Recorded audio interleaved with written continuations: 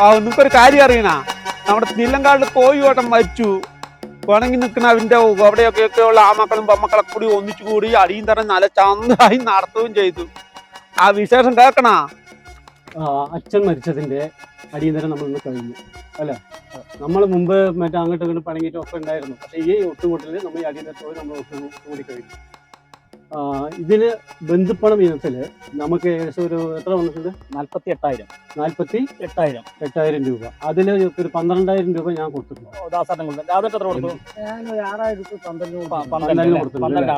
വിഷ്ണു, ഞാൻ ആ പോക്കുവരെ വെച്ചാലും അവിടുത്തെ കാര്യങ്ങൾക്ക് ഒരു 6,000 രൂപ. 6,000 രൂപ ആയിട്ടുണ്ടോ? 6,000 രൂപ. പ്രമോദോ? ഞാൻ വെപ്പുകൂലിൽ ഒരു 6,000 രൂപ കൊടുത്തു, 8,000 രൂപ കൊടുത്തു. ശരി. പിന്നെ സാധനം വാങ്ങിക്കാൻ 8,000 രൂപ കൊടുത്തു. എന്ത് സാധനം? അല്ല, തലേ ദിവസം ആ ദിവസം സാധനം കൊടുക്കില്ല.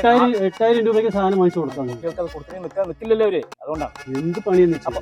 അപ്പൊ അങ്ങനെ ആകുമ്പോൾ 40,000 രൂപ ചെലവ് വന്നു. എത്ര വന്നിട്ടുണ്ട്? 40,000. നമുക്ക് ബന്ധുപ്പണം എത്ര വന്നിട്ടുണ്ട്? 48,000. ബന്ധുപ്പണത്തില് നമുക്ക് 48,000 രൂപ കിട്ടി. അതിൽ ചെലവ് വന്നിട്ട് 40,000 രൂപ ചെലവായിട്ടുണ്ട്. മനസ്സിലാവണ്ട. ബാക്കി 8,000 രൂപയാണ് നമ്മുടെ ലാഭം. ലാഭം ഉണ്ടാക്കാൻ ഇതെന്താണ്ടാ മീൻ കച്ചവടം നടത്തിയതാണ്ടാ.